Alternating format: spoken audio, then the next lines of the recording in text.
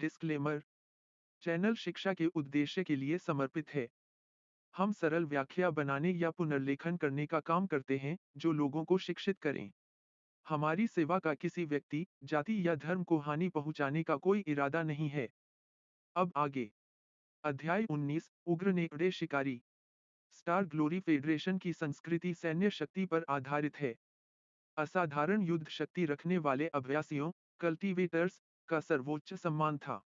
बिना किसी अपवाद के, फेडरेशन के लगभग सभी सामान्य नागरिक अभ्यास के मार्ग पर चलना और सर्वोच्च गौरव प्राप्त करना चाहते थे।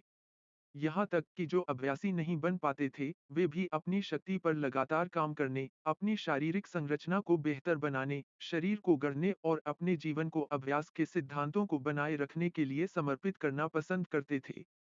यही कारण है कि हर मुख्य सड़क और गली में फिटनेस सेंटर पाए जाते थे, जिनमें अभ्यास जिम और मार्शल आर्ट स्कूल शामिल थे।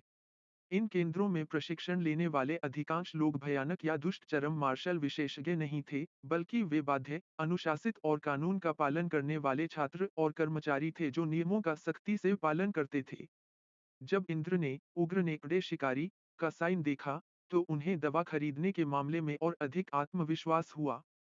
वह जानते थे कि इस तरह की जगहों के मालिक अधिकतर उग्र अभ्यास के उत्साही थे। वे जो नकली शक्तिशालीकरण दवाइयाँ बनाते थे, उन्हें मुख्य रूप से वे खुद और उनके जिम के सदस्य इस्तेमाल करने के लिए तैयार करते थे। उनकी प्राथमिकता हमेशा मुनाफा बढ़ाना नहीं होती थी, इसलिए वे अक्सर उत्पादन लागत कम करने की कोशिश नहीं करते थे, जिससे अंतिम उत्पाद की गुणवत्ता बनी रहती थी। इंद्र ने अपने चेहरे पर बने मकड़ी के डिजाइन को छुआ और अंदर चले गए। अभ्यास जिम का सामने का गेट बहुत बड़ा नहीं था, लेकिन अंदर प्रवेश करते ही एक बिल्कुल अलग दुनिया में कदम रखा जाता था। 3 से 400 वर्ग मीटर के शक्ति प्रशिक्षण कक्ष में 1 दर्जन से ज्यादा मांसपेशी वाले लोग पसीने से भीगे हुए, उभरी हुई नसों के साथ बारबेल पकड़े थे। स्टील की रस्सियां और लोहे की प्लेटें, बैंग बैंग की आवाज के साथ टकरा रही थीं। कोने में एक विशालकाय व्यक्ति एक सैंडबैग पर जोरदार वार कर रहा था। इंद्र ने चारों ओर देखा। उन्होंने ध्यान दिया कि ये विशालकाय लोग बहुत अधिक वजन नहीं उठा रहे थे और उनके चेहरे के भाव अपेक्षाकृत दयालु और मैत्रीपूर्ण थे। वे डर या हिंसा की भावना नहीं दे रहे थे। वे सामान्य कामकाजी लोग लग रहे थे। इंद्र को राहत महसूस हुई। वह कोने की तरफ चले और सैंडबैग पर मुक्का मार रहे विशालकाय व्यक्ति से सवाल पूछने के लिए तैयार हुए। यह सज्जन समूह में सबसे ज्यादा मिलनसार लग रहे थे। यह विशालकाय व्यक्ति एक तनी हुई मुद्रा के बीच में था। उसने पीछे खींचे हुए हाथ को आगे बढ़ाया। उसके पूरे शरीर की विस्फोटक शक्ति इस एक भारी मुट्ठी में समा गई। सैंडबैग टूटकर ऊंचाई पर आकाश की ओर उड़ गया और पाऊ की आवाज के साथ इंद्र के चेहरे से टकराया। विशालकाय व्यक्ति आह कहकर चिल्लाया और चिंतित होकर पूछा, आप ठीक हैं तो भाई? इंद्र का सिर चकरा रहा था और उनकी नाक में हल्का दर्द था। उनके नथुने 2 बार फड़फड़ाए और उन्होंने सिर हिलाकर कहा, कुछ नहीं हुआ। क्या मैं जान सकता हूँ कि जिम्नास्टिक नेता कहाँ मिलेंगे? शक्ति प्रशिक्षण कक्ष के पीछे स्थित एक छोटे, साधारण चाय रूम में, 2 सुगठित पुरुष अपनी हरीकमी फ्लौज, सैनिक छाप वाली, गद्देदार सीटों पर बैठे थे। उनके बीच में 2 मग, बेकन, भुना हुआ चिकन, मूंगफली और अन्य पके हुए व्यंजन रखे थे। बाईं ओर बैठे व्यक्ति की उम्र लगभग 40 से 50 वर्ष थी। उनके गंजे, खुरदरे सिर पर एक सैन्य कील से छेदा हुआ नेकड़े का टैटू था। उनका बायां हाथ कंधे के जोड़ से साफ काट दिया गया था। उसकी जगह 1000 से अधिक ग्लिफ अक्षरों से उकेरा गया एक आध्यात्मिक शक्ति चालित कृत्रिम हाथ लगा हुआ था। दाईं ओर देखने में 30 वर्ष से अधिक का न लगने वाला एक युवक था। उसने एक बहुत ही साधारण भूरे रंग का सैन्य जैकेट पहना था, जो कई सालों के इस्तेमाल के कारण फीका पड़ चुका था। इंद्र इस व्यक्ति को देखते ही उत्तेजना से भर जाते। यह विस्मयकारी युवक क्रिम्सन निम्बस सेकंड के हर छात्र का आदर्श था। फ्लोटिंग स्पीयर सिटी के अभ्यासियों के हलकों में नया उभरता सितारा, फाउंडेशन स्टेज का एक सदस्य, फील्ड ब्लेड। इस समय हिमांशु अपने शरीर से एक अभ्यासी के जरा से भी तेज को प्रकट नहीं कर रहे थे। उन्होंने अपना मग उठाया और गंजे, टैटू वाले आदमी से स्पष्ट और सीधे शब्दों में कहा, ओल्ड इंस्ट्रक्टर, आइए। डेमोन बीस्ट वेस्टलैंड में उन दिनों के हमारे भयानक युद्धों के लिए। एक और कप। मग में स्पष्ट रूप से सबसे सस्ती सोरगम लिकर थी। हिमांशु अभ्यास जगत के एक बड़े सदस्य होते हुए भी ऐसे व्यवहार कर रहे थे जैसे उन्हें देवताओं का अमृत मिल गया हो। उन्होंने एक घूंट में सब पी लिया। उन्होंने जोर से होंठ चाटे। शानदार शराब। यह वही है जो सभी पुरुषों को पीनी चाहिए। थोड़ा कठोरता से हिलते हुए गंजे टैटू वाले आदमी ने अपना आध्यात्मिक शक्ति चालित कृत्रिम हाथ इस्तेमाल करके मग को पकड़ा और उठाया। उन्होंने गहरी भावना से कहा, हिमांशु बच्चे, मैं जानता हूं कि तुम भावनाओं को बहुत महत्व देते हो। हमारी दोस्ती, भले ही तुम अब फाउंडेशन स्टेज अभ्यासी बन गए हो, तुम भूले नहीं हो। तुम इस पुराने प्रशिक्षक और उस नर्क की आग को नहीं भूले हो जिससे हम एक साथ गुजरे थे। तुम आज भी विचारशील हो।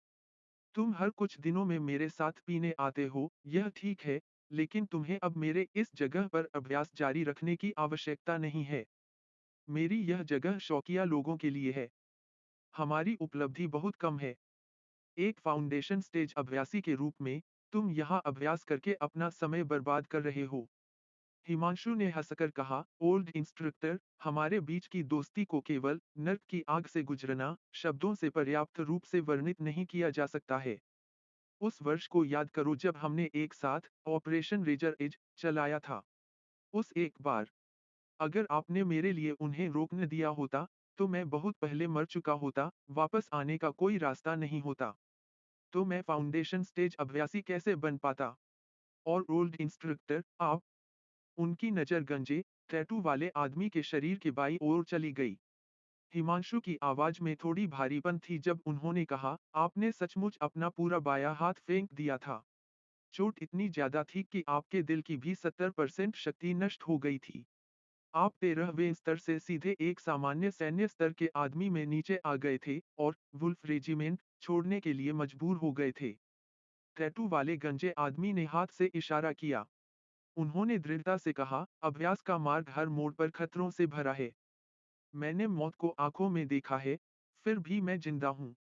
जब मैंने पहले ही इस वापसी के रास्ते पर कदम रख दिया था, तो मैंने बहुत पहले ही जीवन को जोखिम में डाल दिया था। मैं किसी भी समय पर लोक में अपनी जान गंवाने के लिए तैयार हूँ। यह सिर्फ एक हाथ है, जिसे मैंने फेंक दिया। इससे क्या फर्क पड़ता है? अगर तुम यह बात नहीं समझते, तो तुमने उन दिनों में अभ्यास क्यों जारी रखा?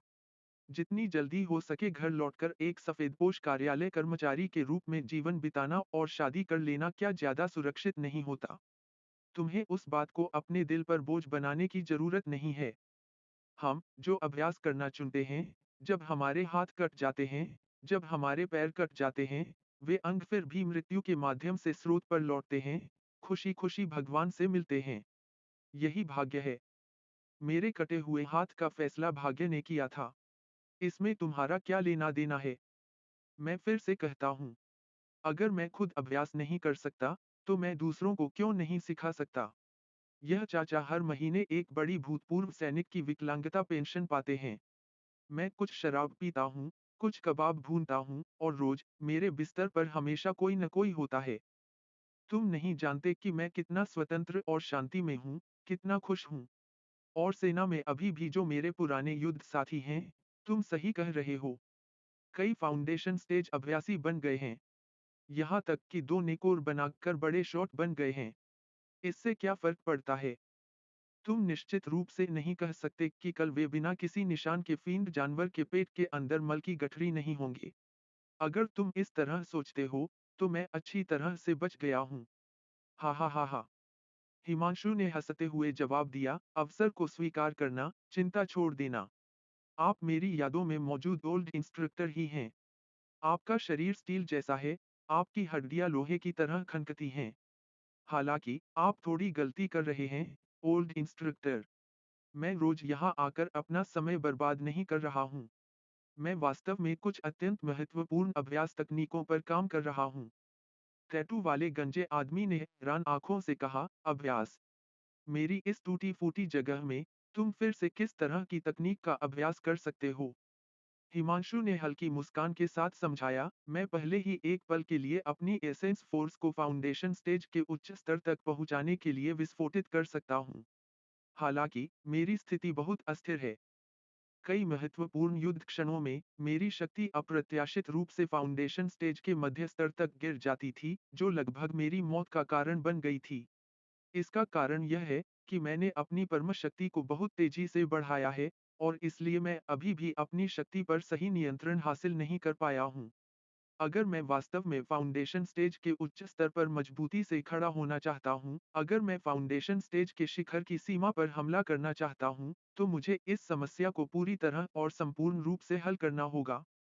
टैटू वाले गंजे आदमी ने थोड़ी देर तक बड़बड़ाया। उन्होंने सिर हिलाकर कहा, तुम फेडरेशन के सबसे कम उम्र के फाउंडेशन स्टेज अभ्यासी हो, तुम्हारे जैसा कोई और नहीं है। तुम बहुत तेजी से आगे बढ़े हो। सचमुच, इसने तुम्हारी अस्थिर नींव की समस्या को जन्म दिया है। तुम इसे कैसे हल करना चाहते हो? हिमांशु ने हंसते हुए उत्तर दिया, अपने शरीर की शक्ति को नियंत्रित करने के लिए, मैं जब भी ओल्ड इंस्ट्रक्टर के उग्र नेकड़े शिकारी अभ्यास जिम में आता हूँ, तो अपनी शक्ति को 3% तक कम कर देता हूँ। मैं अपनी शक्ति का केवल 3% बाहर लाता हूँ और प्रोग्रेसिव ओवरलोड प्रशिक्षण करता हूँ।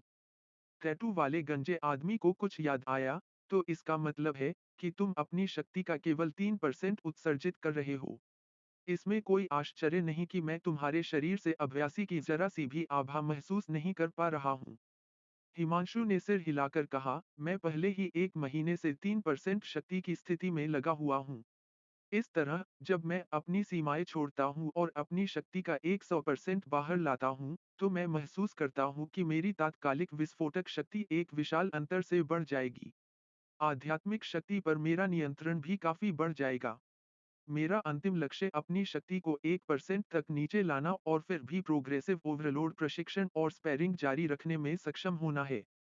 अगर मैं इसे हासिल कर सका, तो मैं निश्चित रूप से शिखर फाउंडेशन स्टेज की सीमा में प्रवेश करूंगा।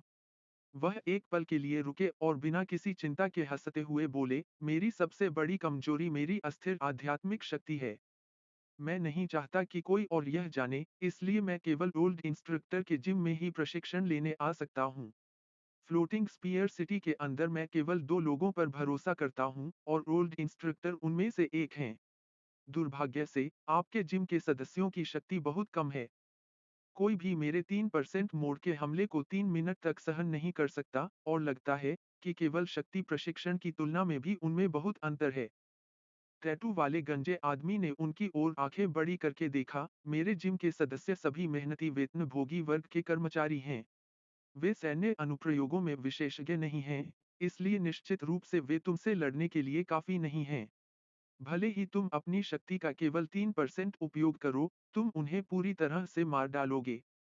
कहने की जरूरत नहीं है, यह ओल्ड इंस्ट्रक्टर इसकी व्यवस्था करेंगे।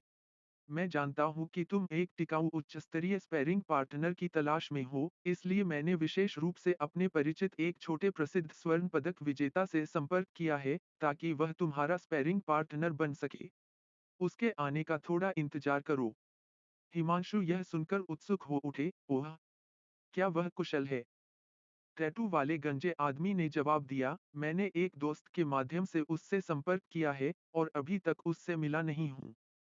फिर भी, यह व्यक्ति पहले ही कई वर्षों से अंडरग्राउंड घोस्ट मार्केट की भीड़ के बीच घूम रहा है। वह एक विशेष स्पैरिंग पार्टनर के रूप में कई जिम और स्कूलों में रहा है। सुना है कि उसकी सुरक्षात्मक और प्रतिरोधक शक्ति अत्यंत मजबूत है, जिसके कारण उसका उपनाम आयरन टर्टल है। उसे तुम्हारे 3% अवस्था के हमले को 3 मिनट तक सहन कर लेना चाहिए, है ना? चाय रूम के एक तरफ की पूरी दीवार एक एकतरफा पारदर्शी कांच की बनी थी। अंदर से बाहर देखने पर शक्ति प्रशिक्षण कक्ष में क्या हो रहा है, यह देखा जा सकता था। जब ये दोनों बात कर रहे थे, तभी उन्होंने इंद्र को अंदर चलते हुए देखा और जैसे कुछ हुआ ही न हो, उस तरह से सैंडबैग द्वारा जोरदार मुंह पर मुक्का पड़ते हुए देखा। वह यहाँ है। तुम्हें क्या लगता है? क्या वह तुम्हारे लिए काफी अच्छा नहीं है? गंजे, टैटू वाले आदमी खड़े हो गए। समाप्त। दोस्तों, कृपया मुझे बताएं कि कहानी कितनी अच्छी चल रही है। हर एपिसोड की सबमिशन में बहुत मेहनत लगती है। आपकी प्रतिक्रियाएं मुझे अगले अध्याय जल्द अपडेट करने में प्रेरित रखेंगी। कृपया अपनी कीमती टिप्पणियों के साथ जुड़े रहें।